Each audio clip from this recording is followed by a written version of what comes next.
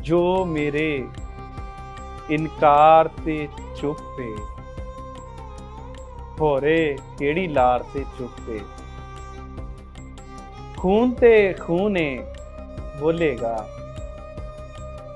हुण भावें तलवार ते चुप ए। जुस्सा आप बना के साडा, बैठा ए विचकार ते चुप ए।